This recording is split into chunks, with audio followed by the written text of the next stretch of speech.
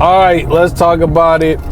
This your boy Money Mensch TV, and this is the Car Chronicles episode 3. All right, let's get right to it. First thing first, I want to say shout out to everybody for following me on TikTok and subscribing to my YouTube page.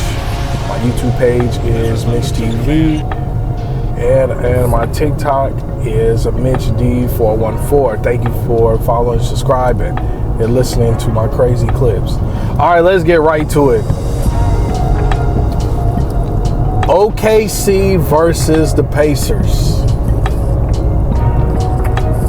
Jalen Williams gave the Pacers a 40-piece with mild sauce and some fries and a Coke on the side. That boy Shea came in with a 30-piece nugget with some sweet and sour barbecue and some honey mustard, whatever how you want it, with some fries and an orange drink. Them boys was hooping. OKC is hooping.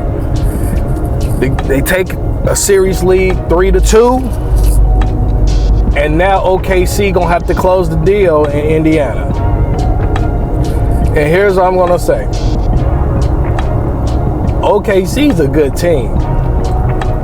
I said OKC in 5, but it looks like more like OKC in 6.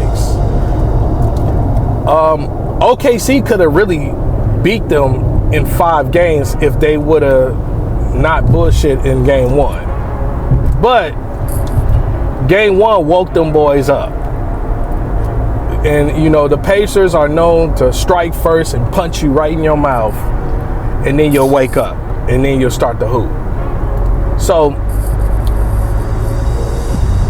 and I'm going to give credit to OKC.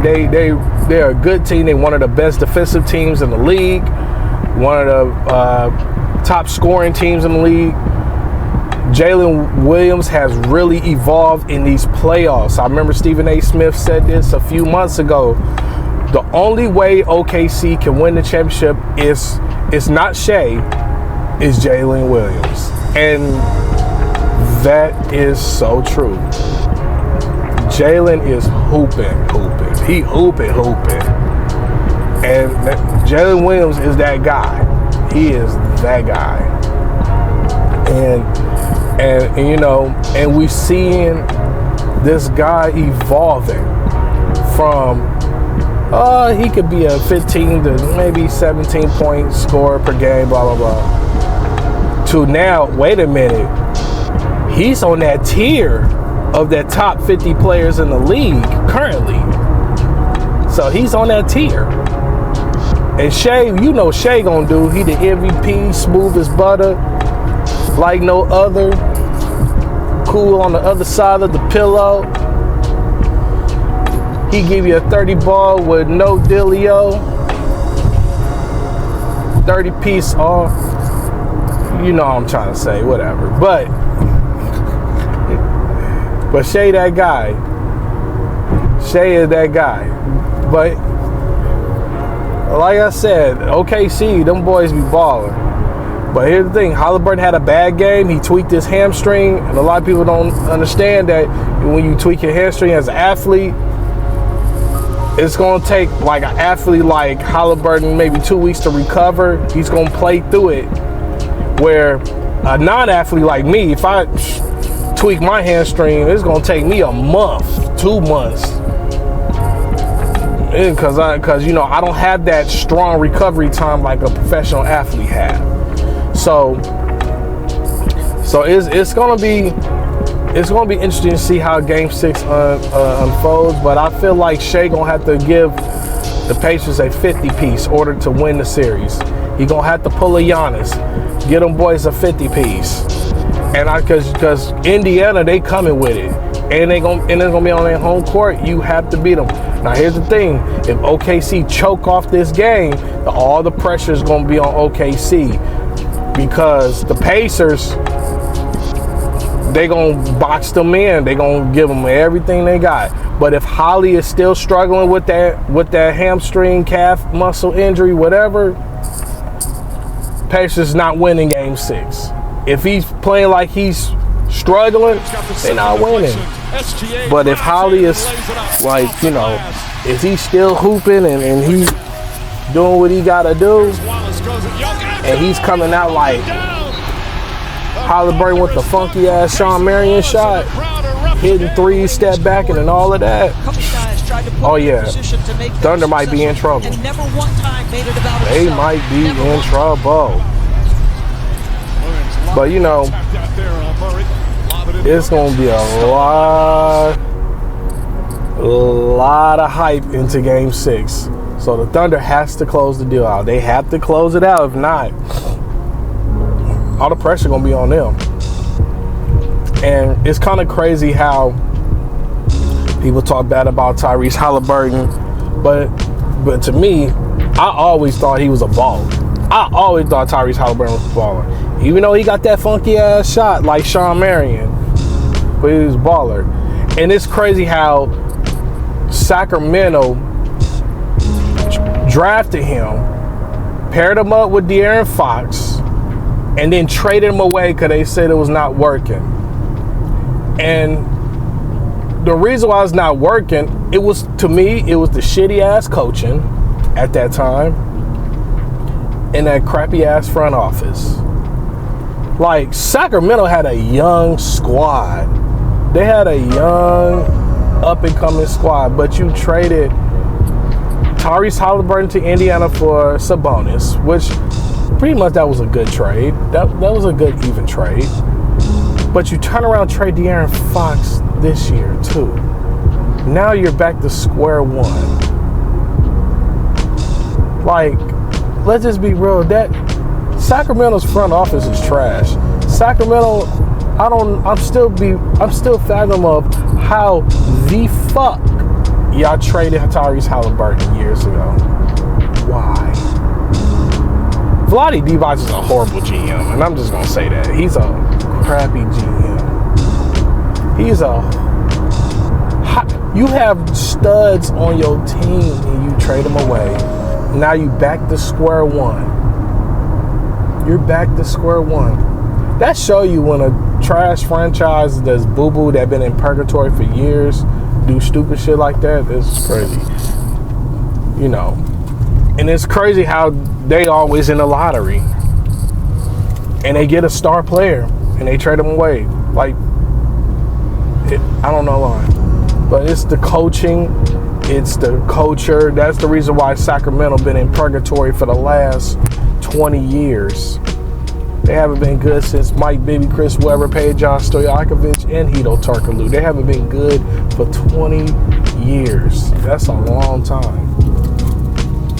But to each his own. But you know, also Indiana, the future's bright for them.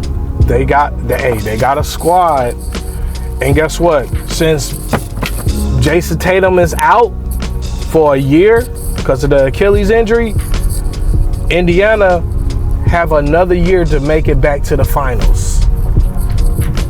And I think they're gonna take full advantage of it, because once Jason Tatum gets back and he get his mojo back, now remember this, when a player gets injured with an Achilles injury, it takes them 2 years. It takes them maybe about a year physically to recover, and then maybe about almost a year mentally to recover. So, you know, it's going to take Boston 2 years to get back to that championship pedigree. Now, mind you this, Jaylen Brown is still on the team. He going to be averaging 30 this year, and that's my prediction. Jaylen Brown going to average 30 this year. He going to be that guy. He going to be hooping. Like, he going to be averaging 30.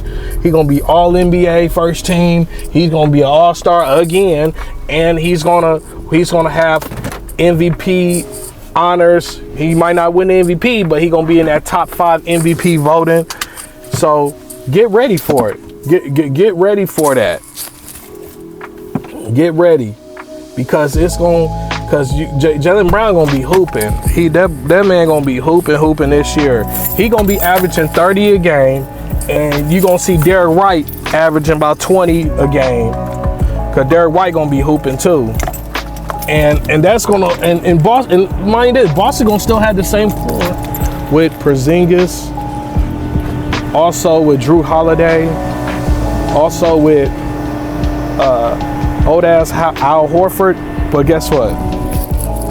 They gonna still make it to the playoffs with that core. They might make it to the second round, maybe the Eastern Conference Finals, but you know, to each his own. But tell me what you think. This your boy, I'm out.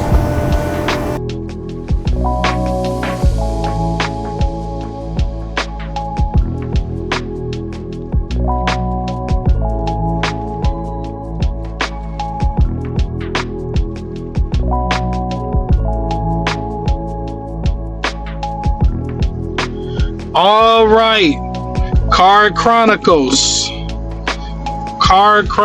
episode 4. This your boy Mitch TV, aka Mitch D414, coming to you straight off the hip. So I'm going to talk about some sports, some more, and some other things. First things first, the Lakers have sold their team. Well, pretty much it's an internal sale.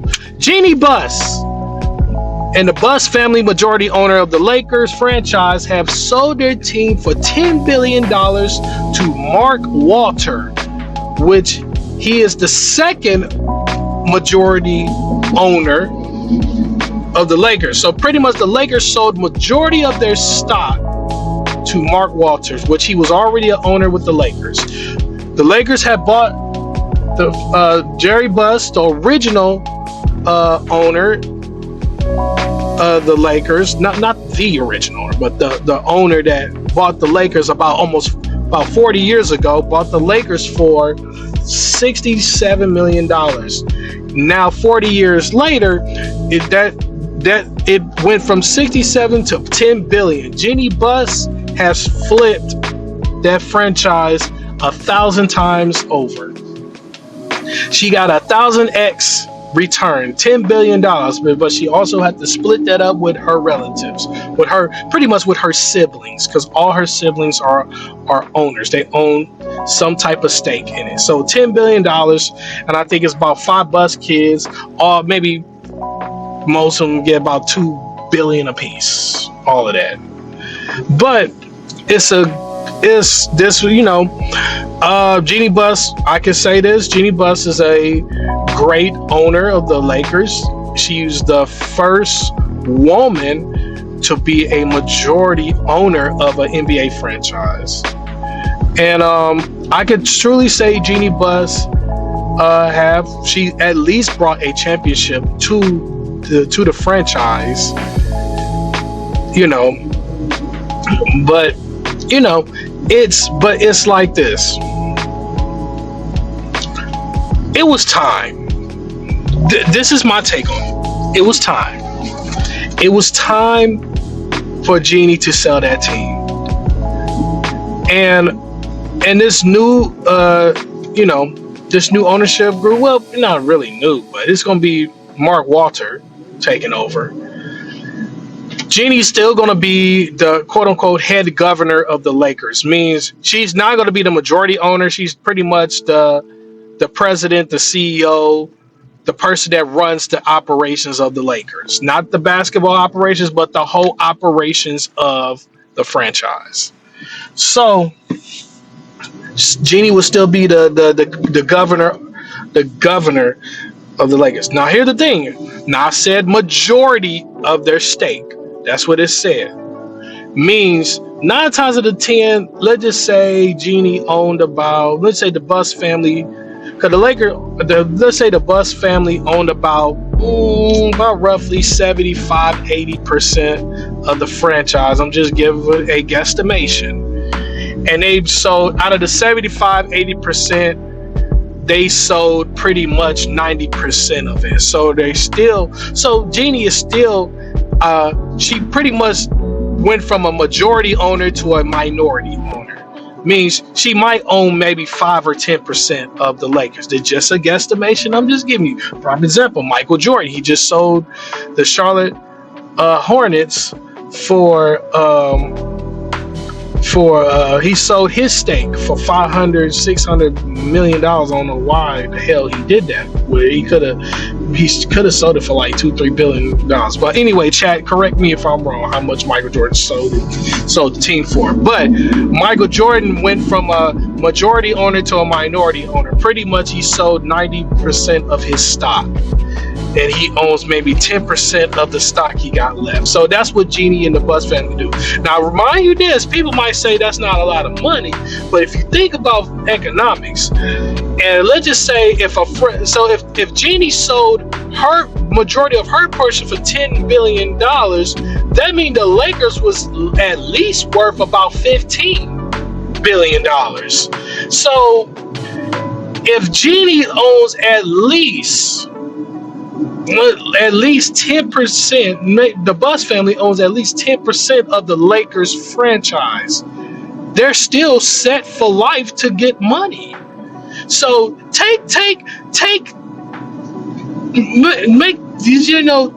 think about that mathematically. If the Buss family at least own 5 to 10% of the Lakers franchise, they're still set for life.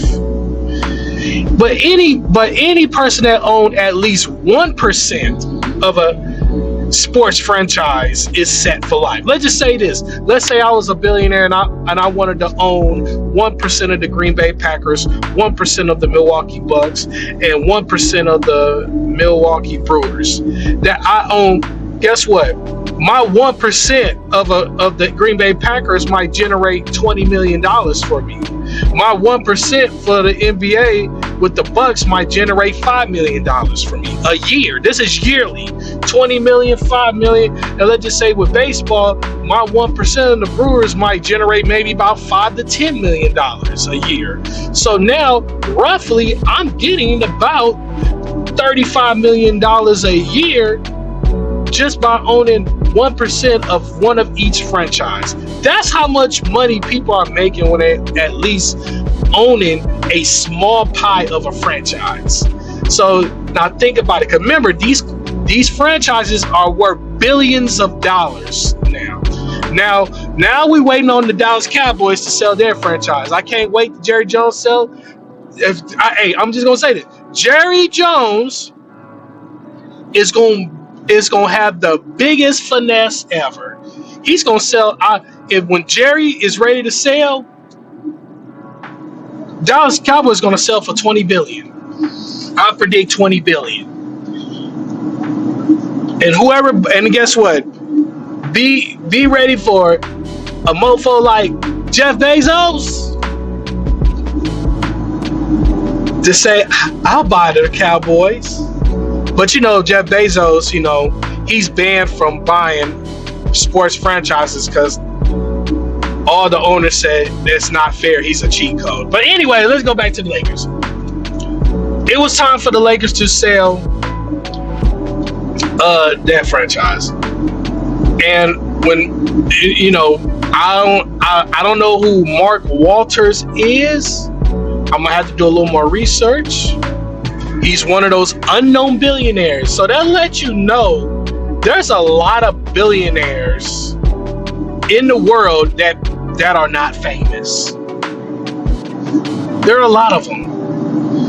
The ones we see on the list, if you look at the top 100 billionaires, the first 25 guys we know because they're famous. And then the bottom 75 people, maybe out of that bottom 75, maybe most of them are unknown names. They just got rich off of owning businesses, real estate, and all of that. So yeah, it's a lot of billionaires running around here in the world that we don't even know. So I got to do more research who Mark Walters is. And chat, you could just tell me in the comment section who Mark Walters is. But I'm glad Jeannie sold the franchise. I don't know if they're going to make any type of front office changes, because Jeannie's going to still be governing the Lakers. But I will say this, the Lakers, y'all better not do no dumbass trades this summer. I saw other news that the Lakers was talking about trading for John Collins from the Utah Jazz. They trying to work a deal out, trying to give up Ruri and what's that boy name that can shoot, that 6'11" big man that can shoot, but he can't play for shit. Anyway, they trade in their 2 first round for John Collins. Look, here's the thing. Why trade for John Collins and he's an undersized 5? LeBron James is taller than Collins. Collins is 6'7". Yes, he can play defense. Yes, he can play the 4. He can play some 5. But he won't fit for the Lakers. Lakers, if y'all trade for John Collins, y'all is dumb as hell. Y'all might as well wait till free agency come, where y'all could do a sign and trade with a big man that's up on the market, or trade for somebody like Clint Capella. That's one name I've been seeing on the internet. Clint Capella might be a target. If Clint Capella go to the Lakers, that'd be great. He's 6'10", 6'11". He can block shots. He'd be a perfect player for that system. You know why? He knows how to roll to the basket, catch lobs, and rebound and block shots. Because you know why? So when you put Clint Capella right there, now it frees up the space for LeBron and Luka to operate. Now LeBron can play the 4 more, because LeBron's getting older and he's getting slower. He can play more 4, and Luka can play point guard or small forward or shooting guard, whatever. But that's one thing. Also, Memphis.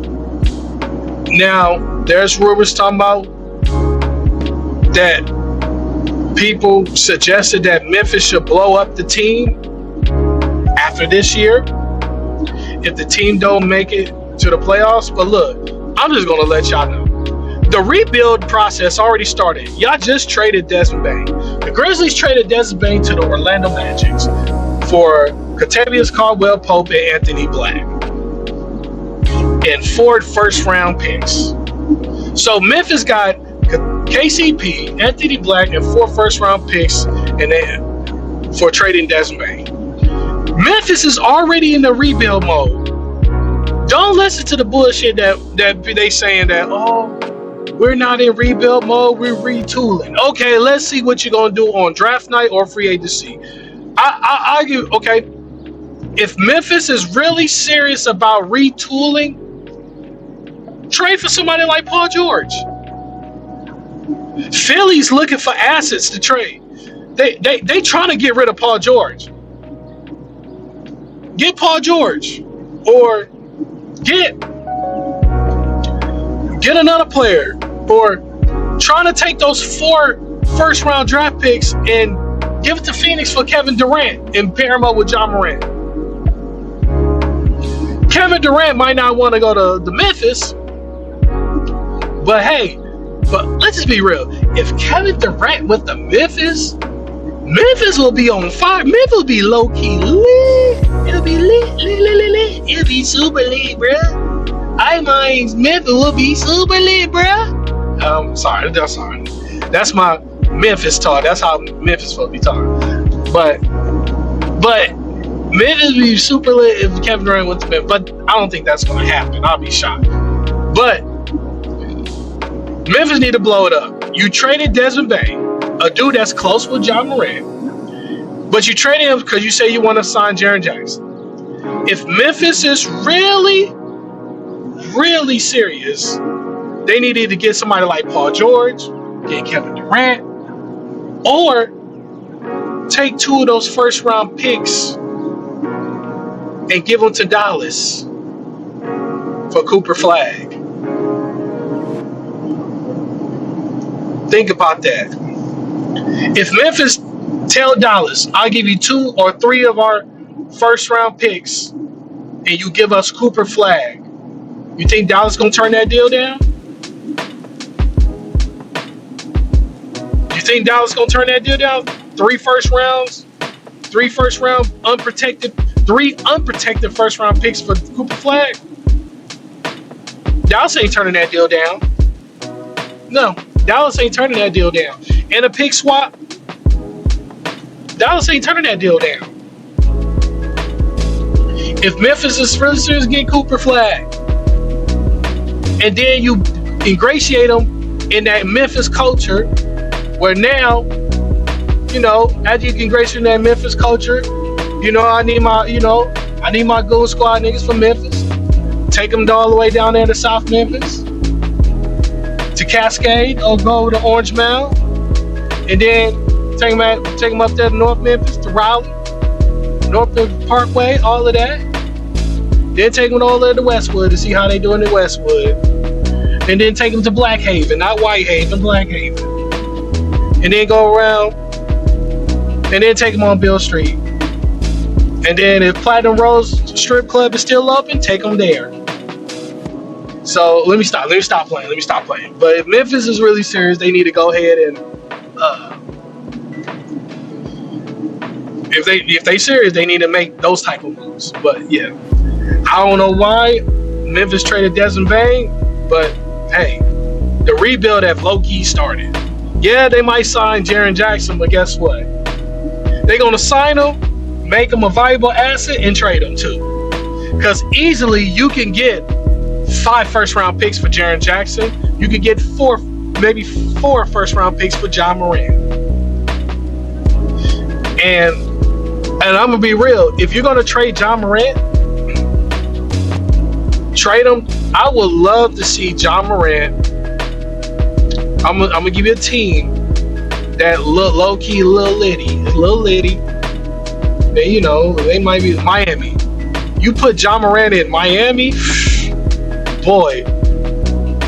John Morant might catch 2 more gun charges off of that. Being in Miami with those baddies down there. Miami's like the BBL capital of America, next to Atlanta.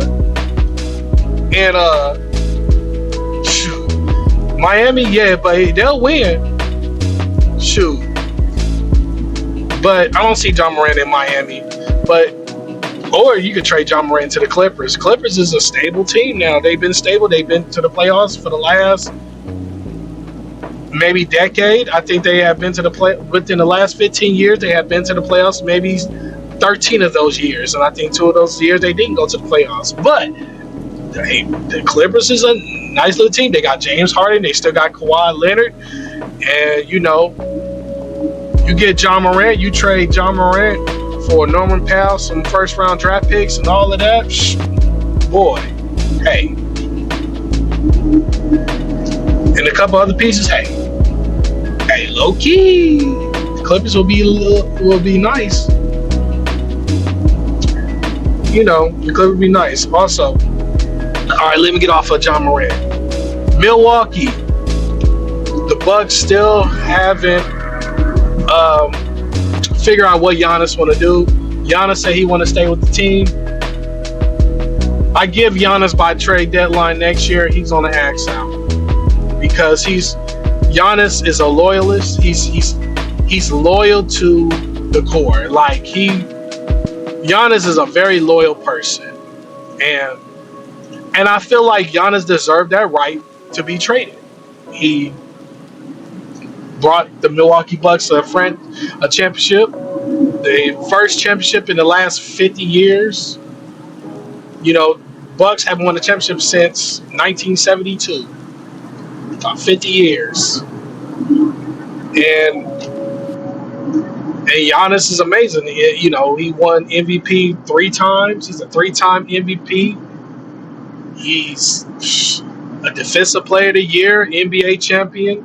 I think about a 7-time All-Star, if I'm not making, if that's right. But if I'm correct, yeah, about a 7-8-time All-Star. Giannis been with the Bucks for about almost 12 years. So I think Giannis deserved that right to choose where he want to go if he decided to have to get traded. But I already said in the last video, if Golden State get Giannis, it's nasty work. That's straight nasty work. But if Miami go get Giannis, Giannis going to be in the same position he was in last time with the Bucks. So he might as well stay with Milwaukee. Now, if Giannis go to, like, let's just say if Giannis got traded to the Bulls, he'll be in the same exact position he was in last time.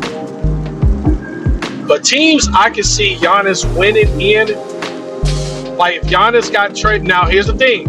The Knicks are working a low-key deal to get Giannis. The Knicks, so there is a rumor out there. Cat for Giannis and I think another player. I think McBride, Quentin McBride. I think that's his name. Cat McBride for Giannis. That would complete the trade. And if you replace, like if you take Cat and you swap him out for Giannis, the Knicks would have been to the finals. Jalen Brunson and Mikal Bridges and Precious Achiuwa, all those role players they have, and you put Giannis there in Cat's position, Giannis, even though they will go down in shooting, Giannis can make threes when he's feeling it. But he's maybe about a 29-30% three-point shooter, somewhat below the league average. Because the league average is like 35%. But Giannis to the Knicks, championship. Straight championship. Because Cat don't like to play defense. That's Cat's biggest weakness. He hates playing defense. But if you swap them out, championship. Knicks is going to win the championship. So look out for the Knicks. They're going to be very aggressive this offseason. Leon Rose, the GM, he's quiet. It's a reason why he don't like talking to the media, because he don't like to show his hand. As long as James Dolan do not get in the process and fuck it up, y'all gonna have Giannis. But that's what I think. Also, I know it's a lot of stuff going on in the sports world and in the NBA and all of that, and in the NFL, I know the NFL is quiet right now because free agency been passed like maybe a month or two ago, and and the Ravens got stronger. The Ravens signed Jair Alexander, former Green Bay Packer cornerback, and I'm a Green Bay Packer fan. I'm kind of pissed because the Packers are stupid as hell. Sometimes the Packers they don't want to pay people, so they'll release them or trade them. Here's the thing I hate about the Packers. If you was going to release them and walk away from, you should have traded him. I felt like the Packers should have traded him during the NFL deadline. I don't know why the Packers did not trade him and then go turn around and release him. I'm sorry. The Packers should have traded Jair Alexander. At least get some draft compensation for it. Like, prime example, if I'm trading Jair Alexander, I'm calling teams, look, I need a third round pick. I need a third, a fourth, or a third or a fifth. As league I'll get some draft compensation. Think about it. Because the Packers, people don't know, the Packers are known for scoring in the second, third, and the fourth round in most drafts. That's their meat and potatoes. They always score in those mid rounds. That's where they get majority of their talent from. They first round, they second round is usually offensive linemen, defensive linemen. And it drives me crazy every year. This year, they got a wide receiver, which I was happy. Thank God the Packers got a wide receiver. Thank God. Thank you, Lord. But my Packers, they don't know what they're doing. They don't know what they're doing half the time. They should have traded Jair Alexander. But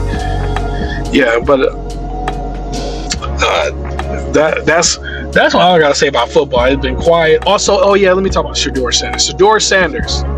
Shedeur Sanders. It's been a lot of conflicting reports where you see one report saying Shedeur Sanders is killing it in training camp, and then you see other reports that Shedeur Sanders is struggling in training camp. And then you see people saying, oh, Shedeur might not be the starter. Duh! The nigga might not be the starter. You got 5 other quarterbacks in front of Shedeur. I'm just going to say this about the Cleveland Browns. Joe Flacco is week 1 starter. If Joe Flacco gets injured, they're going to throw Dylan Gabriel, and then if Dylan Gabriel fuck up, then they're going to throw Shedeur in. Or, you think about it, or, you know what, I forgot, Daniel Jones is there. So, let's see. Shedeur Sanders fans, listen to me. I'm a Shedeur Sanders fan. I love Shedeur. I've been watching him since he was in Jackson State. Go HBCU for life. I went to Lane College and all of that. And I like Jackson State. Their marching band is fire, but their football team was trash till Deion got there. Now their new coach, he's pushing it. He's making that team even better. But I've been watching Shedeur since he was at the HBCU. Then he went to Colorado, killed it in Colorado. You got to understand this. Cleveland Browns have 3 other quarterbacks. And 2 of them is going to play majority of the snaps. Joe Flacco is week 1 starter. I don't care what people say. Stop listening to the media saying that Shedeur is going to be a week 1 starter. No, Joe Flacco is. In his common sense, the guy who's the most experienced, who has the most success, it's going to be the week 1 starter most of the time in the NFL. Remember, Joe Flacco took a trash-ass Cleveland Browns team to the playoffs 2 years ago. And yeah, they got trashed by Houston in the playoffs, but he took a trash Cleveland Browns team to the playoffs. So what did Cleveland do? They went back and grabbed them off the couch again. So Joe Flacco makes sense. Week 1 starter, and then Daniel Jones is going to be the number 2 quarterback. Look, here's my prediction. I feel like Shedeur might not play this year. And I think what's going to happen is if Flacco or Daniel Jones don't get injured, Shedeur ain't going to play. Now, if Flacco gets injured and Daniel Jones gets injured, then it's going to be a high possibility that Shedeur going to play. But let's just say everything play out. Flacco stay healthy majority of the season. Daniel Jones stay healthy. I can see Shedeur getting released by the Browns at the end of the season, and a team that is desperate for the quarterback that next offseason is going to pick Shedeur up and give him a nice deal that's still like a rookie-based deal. All that, because they can still release Shedeur, because I think Shedeur is only getting about $7 million. That's it. A 2-year, $7 million deal, which that's decent. That's still some good money, to be honest. But I can see Cleveland do that. And watch, it's going to be a team that's going to need a quarterback, and they're going to pick Shedeur up. And that's when I think Shedeur's career is going to take off. I don't think Shedeur's career is going to take off in Cleveland. I feel Shedeur's career is going to take off on another team. I predict the Browns is going to cut Shedeur at the end of the season. Another team is going to pick him up, and that's when his career is going to take off. That's what I think when it comes to Shedeur. Because he's going. I don't care what people say. Yeah, he's going to take all the snaps, but as long as Shedeur is putting in the work, he's going to be in the league. So that's all I gotta say. But yeah, like, comment, subscribe, follow me on Twitter, follow me on Mitch D414, follow me on TikTok, Mitch D414, follow me on Instagram, Mitch D414, follow me on subscribe to my YouTube channel, Mitch TV, and I'll holler at you later. All right, this your boy Mitch TV coming to you straight out the hip. Also, I got another one for you. Stephen A. Smith has shocked the internet, commenting off of LeBron James and Giannis Antetokounmpo, talking about the ring culture and all of that. Because let's talk about this. It started off with LeBron James going on his podcast, Mind the Game, saying, pretty much talking about the ring culture is useless. Why talk about the ring culture? And there's a lot of amazing players that achieved in the NBA but didn't win the championship. And then Stephen A. Smith kind of piggybacked and just said, okay, if you hate the ring culture, why did you go to Miami to win rings? And then Stephen A. Smith pretty much said Giannis Antetokounmpo underachieved with the Milwaukee Bucks because he won one ring. So I'm going to just go ahead and break this down. First things first. I will say this, the media have killed the ring culture, and here's the reason why. There are a lot of NBA players that have played, I think somebody said this, within the past maybe 40, 50 years, there have been about maybe 3,000 to 4,000 NBA players that have played the game of basketball at the highest level in the world. And only maybe hundreds of players have won championship rings out of that.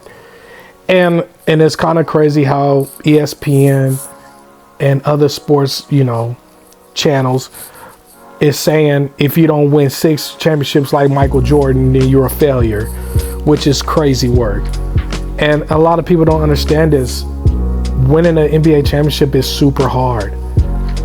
It's a reason why Michael Jordan didn't dominate the 80s, and he had to wait till Isaiah Thomas retire, Joe Dumars retire. He had to wait to like Dominique Wilkins, all those people to fade away to now start winning championships. Remember, and Larry Bird retiring. Remember, back in the 80s, Michael Jordan failed miserably. He got put out by the Bucks one year. That's when the Bucks had a strong team with Terry Cummings, Mark Aguirre,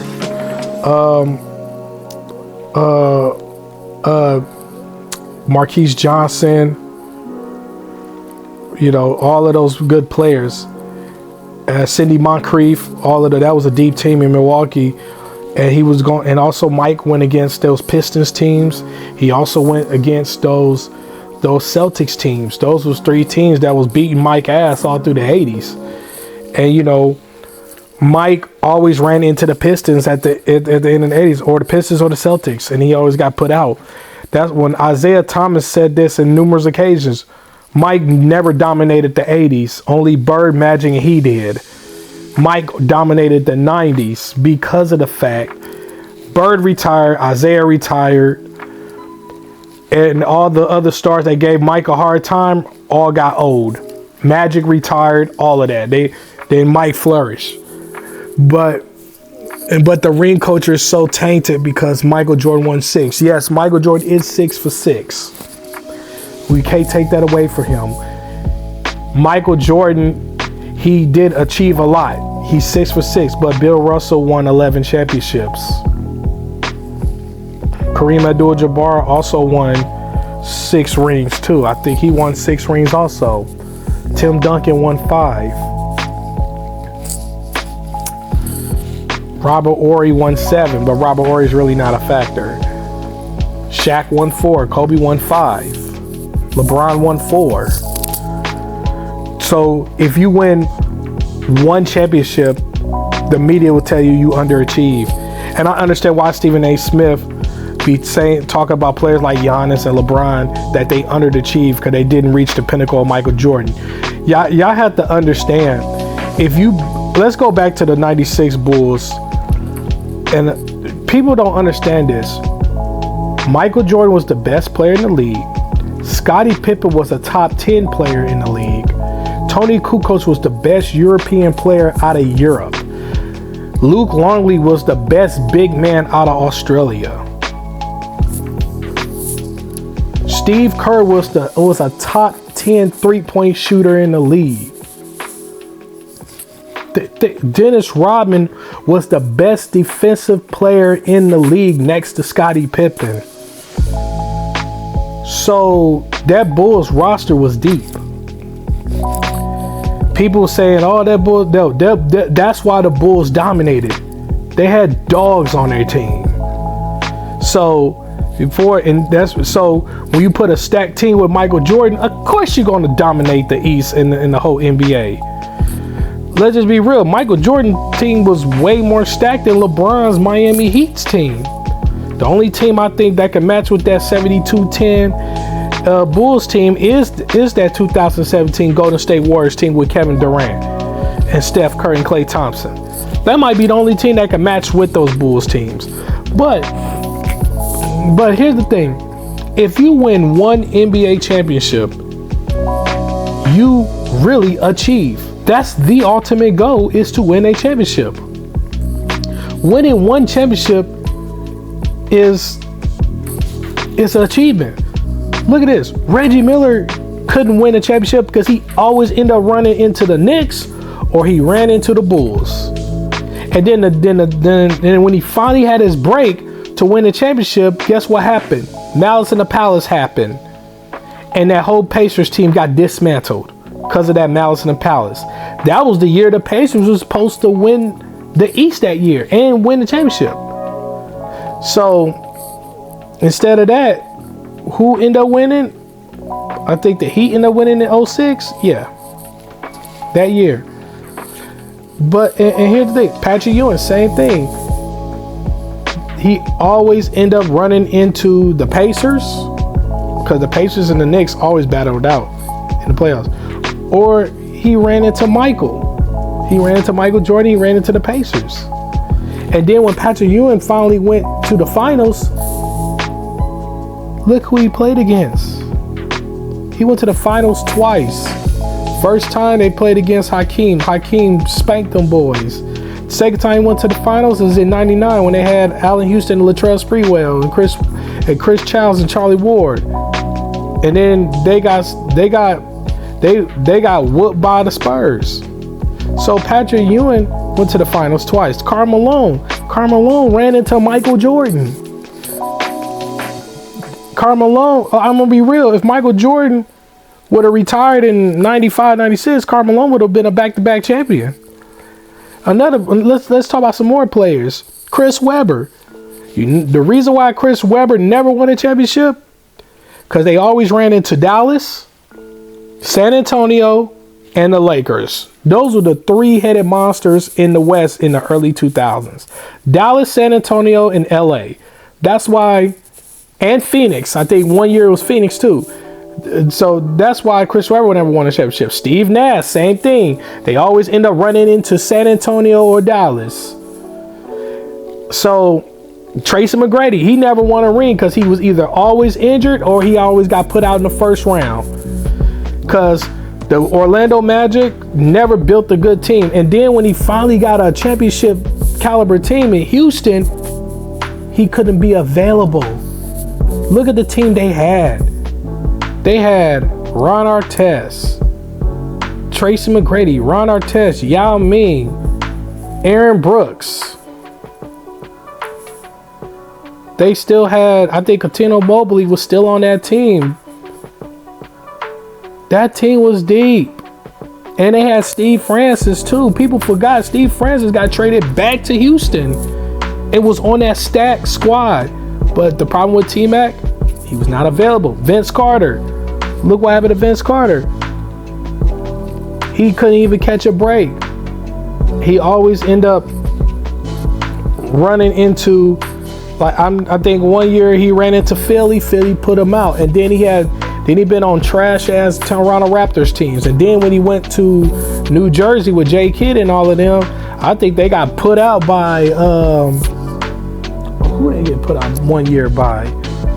I think they got put out by Miami 1 year. Correct me if I'm wrong, Chad. But I think they got put out by Miami 1 year. Or Detroit. They got put out by Detroit. Let me take that back. They got put out by Detroit. But it's a lot of players that didn't win championships, and they're Hall of Famers. If you win one ring, you achieve the ultimate goal. If Reggie Miller would have won one ring for the Pacers, guess what? He achieved the goal. That's now I'm switching to Giannis. I don't know why Stephen A. Smith said Giannis Antetokounmpo is an underachiever because he won one ring with the Bucks. Look, I'm from Milwaukee, and I'm just gonna tell you, the Bucks front office haven't been competent since Ray Allen. And then when they finally got a competent front office, they built the championship team with Giannis. It took the Bucks 20 years to have a competent front office. I was with the Bucks when they had Vin Baker and Glenn Robinson. And then they got Ray Allen. And then they got Sam Cassell. And then they got a young Michael Redd that was a sixth man. And then they went to the Eastern Conference Finals, got put out by Philly, even though the NBA had the refs to rig the game for Philly to win because they felt like the Allen Iverson story was very compelling, which it was a very compelling story. But Milwaukee had and that was the last time Milwaukee had a squad. And then what happened? George Karl got beside himself, forced to trade Ray Allen for old ass Gary Payton, and then turn around, traded Sam Cassell. And Sam Cassell, I think he went to the T-Wolves. He went to the T-Wolves, and the T-Wolves went to the Western Conference Finals. Then he traded Glenn Robinson to Atlanta, and I think Glenn Robinson he traded Glenn Robinson to Philly, and then we got punk ass Keith Van Horn. But anyway it is what it is. So now 20 years later, the Bucks got a competent front office. We win a championship with Giannis. Guess what? Giannis fulfilled the goal. He achieved. He never underachieved. Stop letting the media tell you that if you ain't win 6 or more, you're not better than Jordan. Look, Michael Jordan is quote unquote maybe the gold standard, but guess what? Michael Jordan will tell you himself, it's hard to win an NBA championship. And look, Giannis winning one ring, guess what? That's good. Cause any player, all those Hall of Fame players I just named that never won a ring, if they would have won one ring, guess what? It still would not affect their chances to go to the Hall of Fame. Charles Barkley didn't win a ring, and he was a 99% for sure lock for the Hall of Fame. So was Karl Malone. So was Tracy McGrady. So was Patrick Ewing, John Stockton, Reggie Miller. All those players, they was a lock for the Hall of Fame. But it's kind of crazy how ring culture have killed, the whole thing about rings is important. That's true. Yes, LeBron did go to Miami because he was tired of Cleveland not building an incompetent roster. And then LeBron told Cleveland, I'm going to leave. Cleveland thought he was bluffing. And guess what happened? He left. And then look what Milwaukee learned from look. That's how. Remember, Giannis did the same thing. He told Milwaukee, "I'm going to leave in free agency if you don't if you don't retool this team." Guess what happened? Milwaukee took that seriously. Brought in Drew Holiday. Brought in some more surrounding pieces. Was able to re-sign Giannis. And guess what? They won a championship that year. Because if Milwaukee was stupid and very incompetent like they was years ago, Giannis would have been left Milwaukee and went to another team. So, but Giannis fulfilled the goal. He won a championship. And that's what I said. If you win one championship, you already solidified. You already solidified. So, like, comment, subscribe, follow me on all social media platforms. This your boy, Mitch TV. I'm out.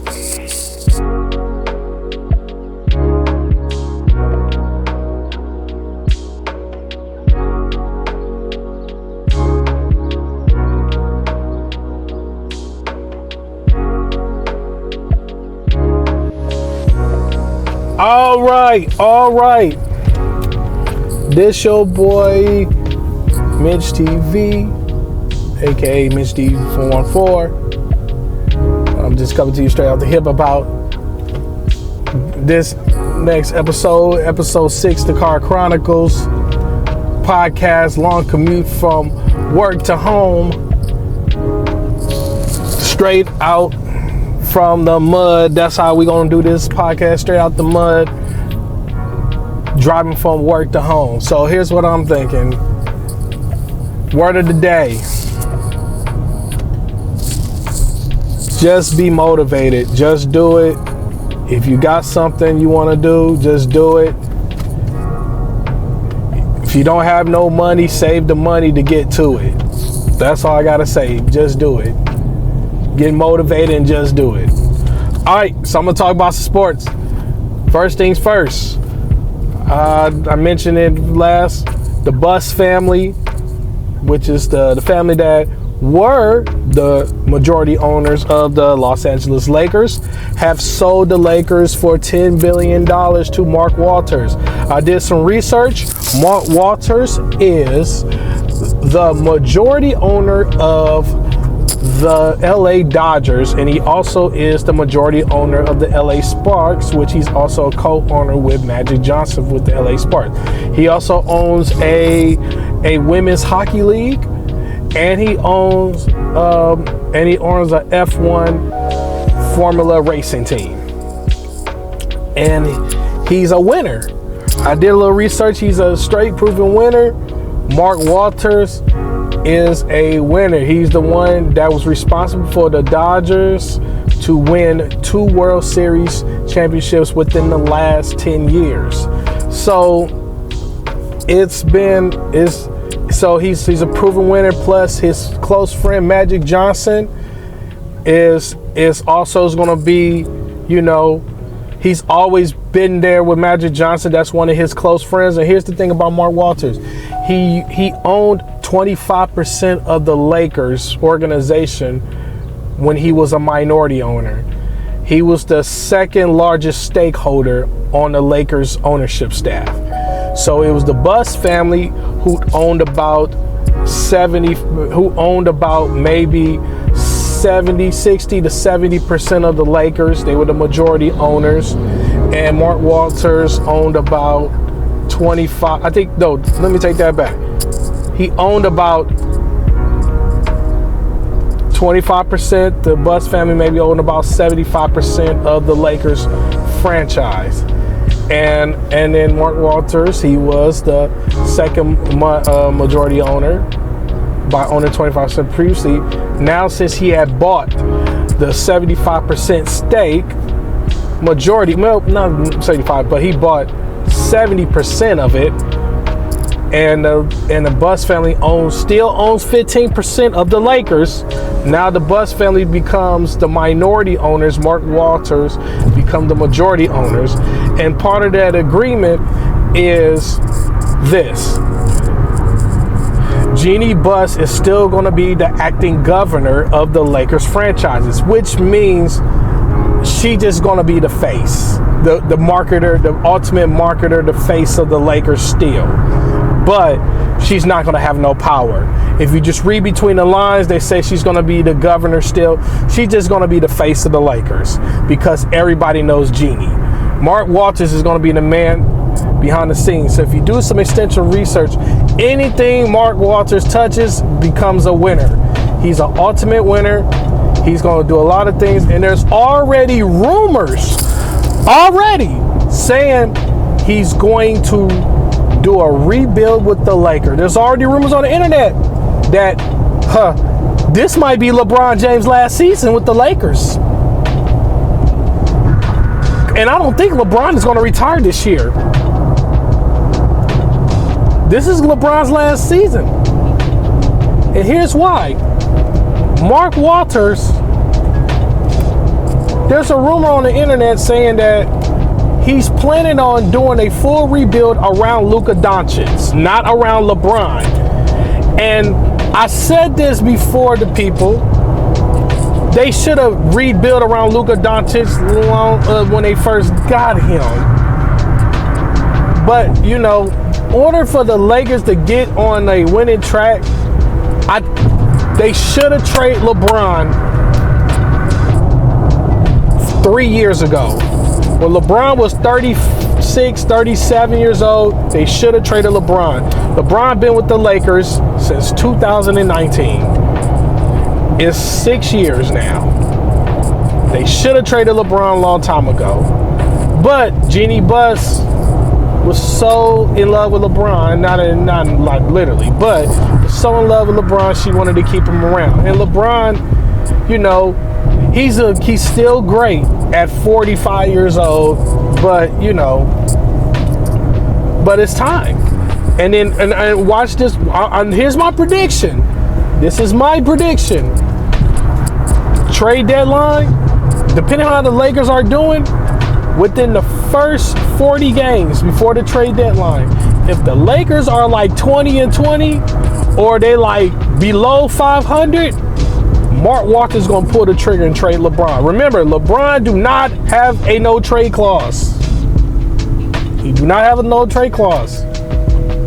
So Mark Walters can ship him off, but Mark Walters might ask LeBron what 3 teams he want to go to. LeBron obviously going to choose teams like Golden State. He'll ask to go to Golden State. He'll ask to go to New York. He ain't going back to Miami, but I can see LeBron saying, I'll go to Golden State or I'll go to New York. And I don't think the Knicks are stupid right now. If the Knicks not going to take Kevin Durant, they damn sure ain't going to take LeBron.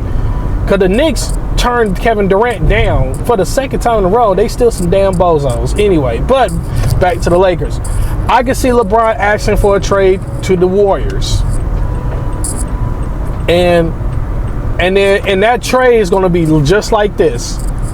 LeBron for, it might be LeBron for Andrew Wiggins and Jonathan Kuminga. A couple in the first round draft pick.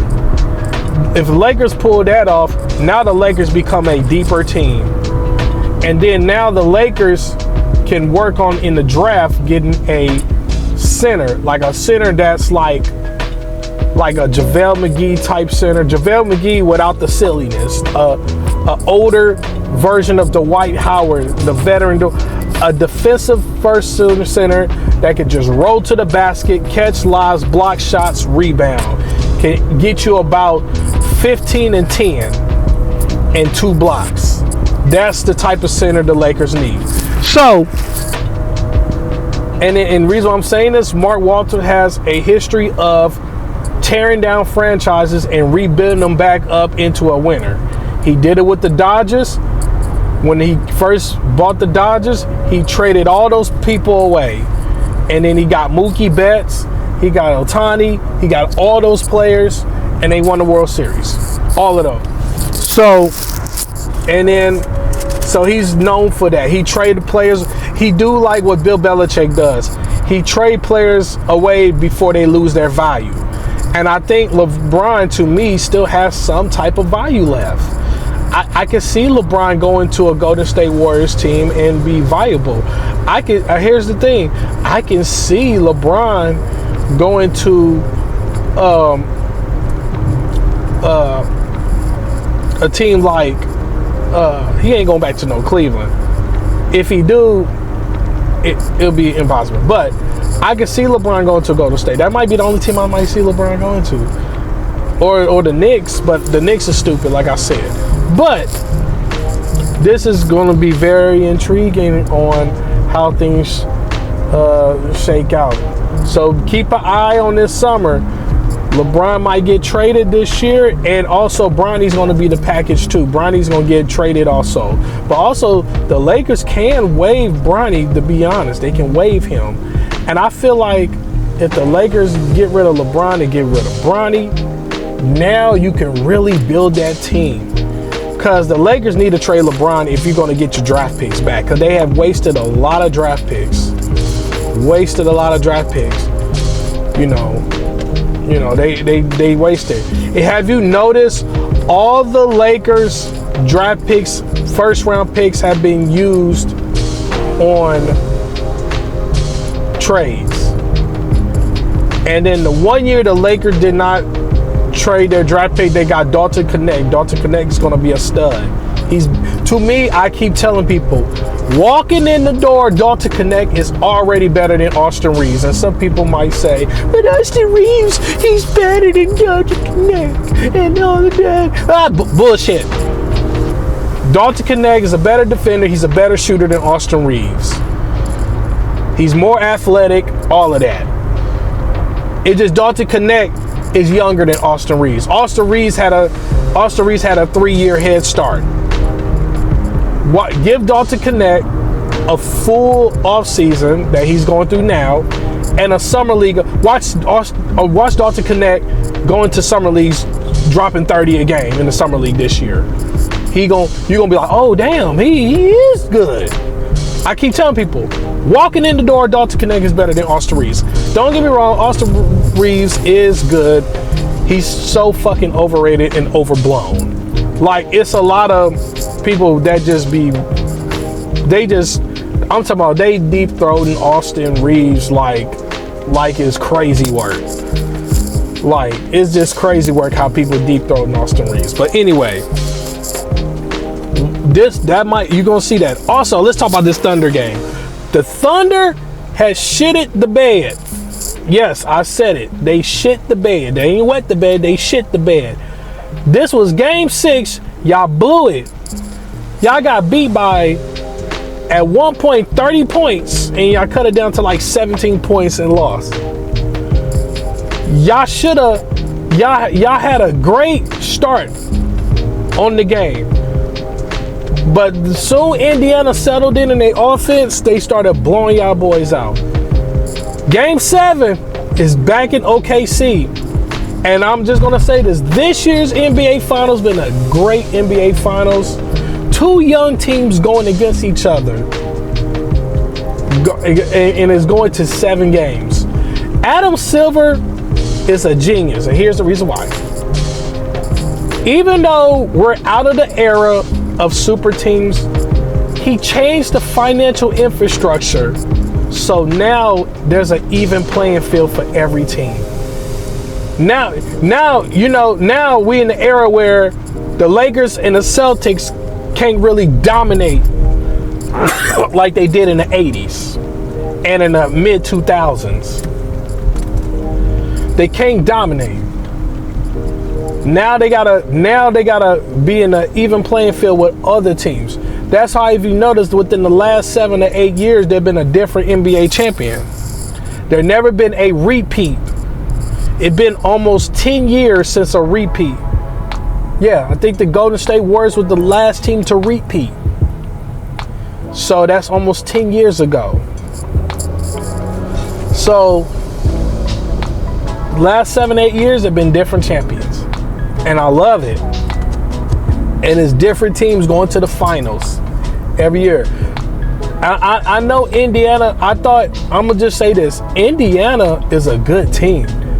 They went to the Eastern Conference Finals last year, lost to Boston, and then they went to the Eastern Conference Finals this year, beat New York, and they're now in the finals going to Game 7. This is a great accomplishment for the Pacers. The Pacers is going to be a dangerous team. And like I said, Boston, they're going to be irrelevant this year, but next year they're going to be back on track. The Pacers might win a championship this year. If Shea don't come with his A game in Game 7, Pacers winning that championship. And it's going to be a big failure for OKC. And here's my prediction about OKC.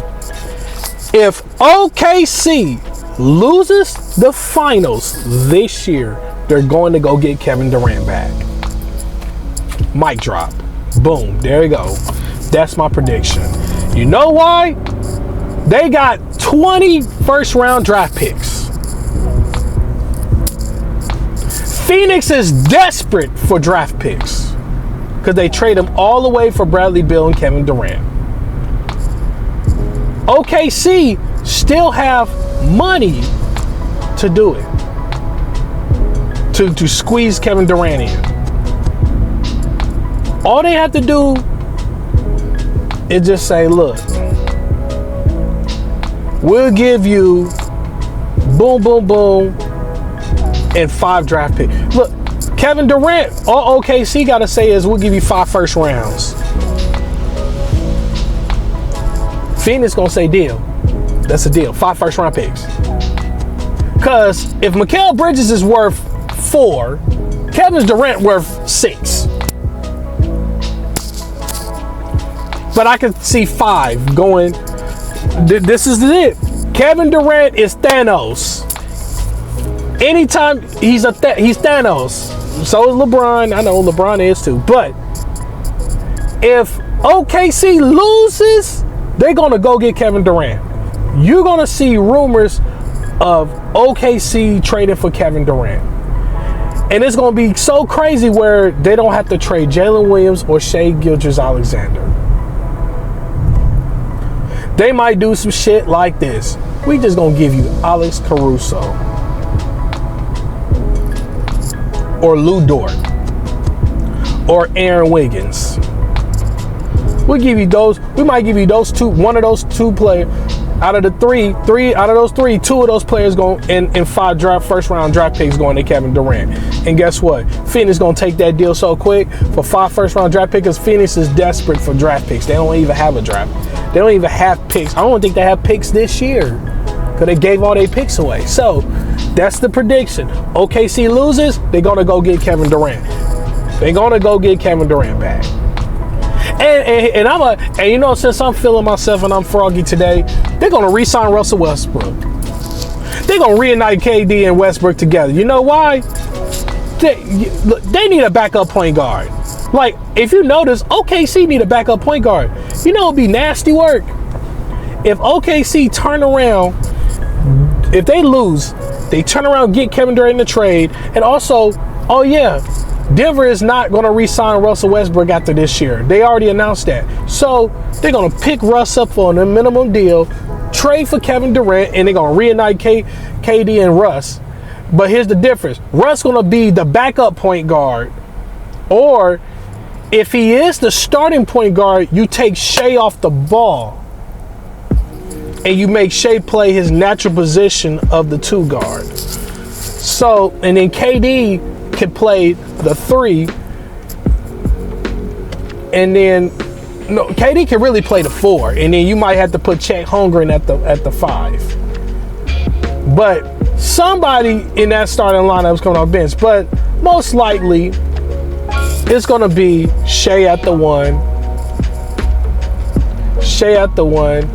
You know, Lou Dort at the 2, Jalen Williams at the 3, KD at the 4.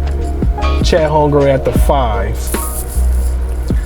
Hardenstein coming off the bench. Russ is the 6th man. Because if you add KD and Russ back onto the team, and just Russ just being a 6th man coming off the bench, being the energizer, where you know how crazy OKC will be if KD and Russ come back, and it's set up, it's so crazy. If you look at it, it's set up perfectly for them to reunite back in OKC. Kevin Durant wants out. Russ is about to get let go by the Denver Nuggets. Russ is about to be a free agent. Kevin Durant's going to get traded somewhere. If they lose, like I said, OKC loses, watch out for KD and Russ. They either gonna get both of them or one of them. That's it. And guess what? Kevin Durant, he'll go back to OKC, because he's watching, and I bet he's looking at the finals like, damn, if I was still at OKC with Shai and them boys, man, we'll be cold. And I bet you Russ is at home looking at on TV like, damn, them boys hooping, man. If I was on there as a backup point guard, I know we'll win. I know we'll get them boys up out of there in 5 games. That's what Russ and KD is thinking right now. Watch out. That's my prediction. I just want to talk a little bit about basketball and a little bit of sports, what's going on in basketball. You know, like, comment, subscribe, follow me on all social media platforms. This your boy, I'm out.